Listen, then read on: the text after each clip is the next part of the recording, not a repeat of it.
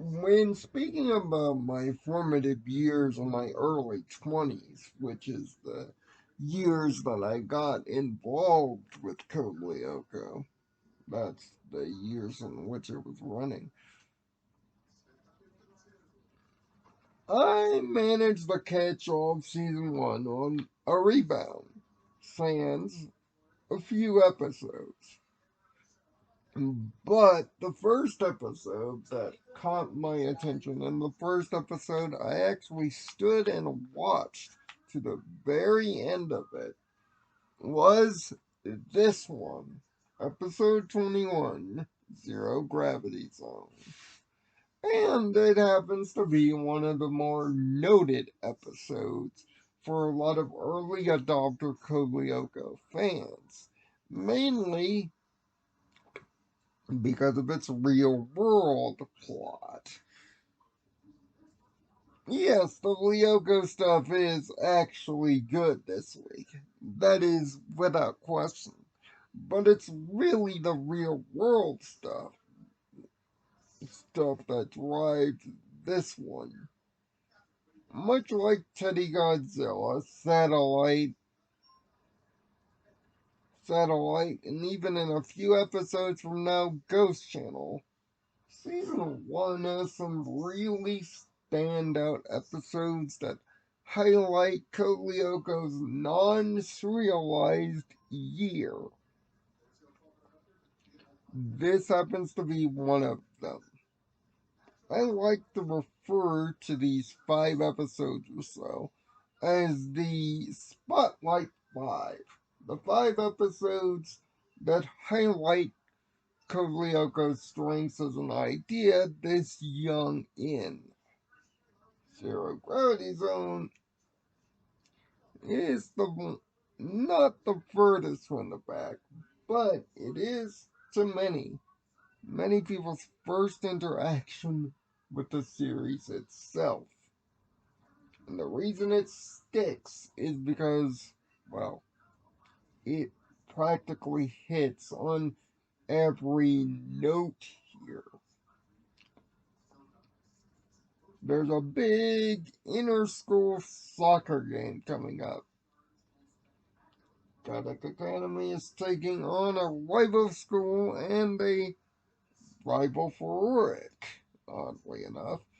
And yes, this is an Oric episode. A big one at that. Oric being the Kadak team's lead striker and goal getter is on a mission to destroy his opposition on the pitch. Why? Because his parents are in attendance, and his parents are perfectionists. They don't like the fact that he has low grades and is a borderline academic washout. But my God, is he a good athlete? As already seen in a previous episode, Homeboy can kick a ball. Rather efficiently, might I add. And he's using this to prove to his parents that he's actually good for something. But leave it to Xana to, well, mess things up by using the Earth's own magnetic field as as the title of the episode implies, a zero gravity zone. This is best implied first by Sissy cheerleading. Her baton goes flying into the depths of space, just like her brain.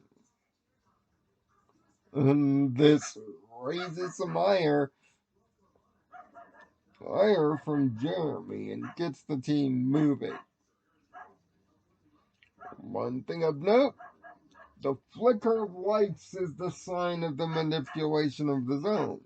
Also, the flicker of lights of any sort has been the calling card of Xana since the very beginning.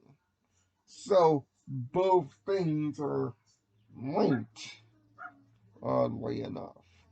This is one of the first Xana attacks where the eponymous Xana symbol isn't even seen, which makes the sudden and rough gravity attacks even more terrifying.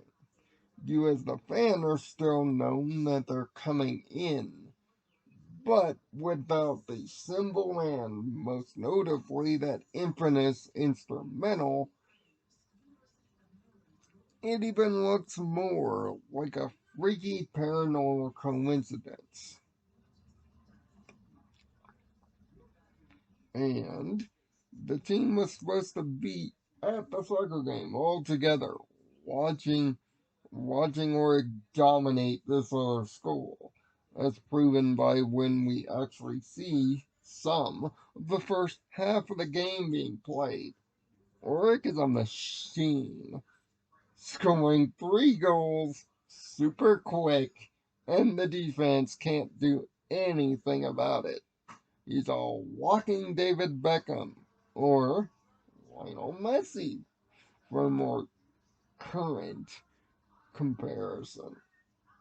But when Jeremy finds out about the gravity of the attack, he unfortunately has to call Oregon to do the world saving thing and keep the civilians safe from being sent into space. Something that Oregon, quite rightfully I might add, doesn't want to interrupt the game for.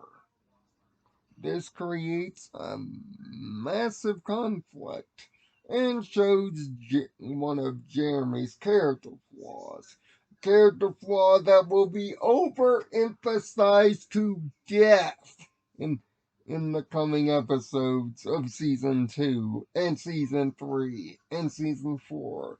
Jeremy's controlling, domineering, almost emotionless nature sometimes. Jeremy can be a real jerk. And this, on top of everything in Girl of the Dreams, is a highlight of this.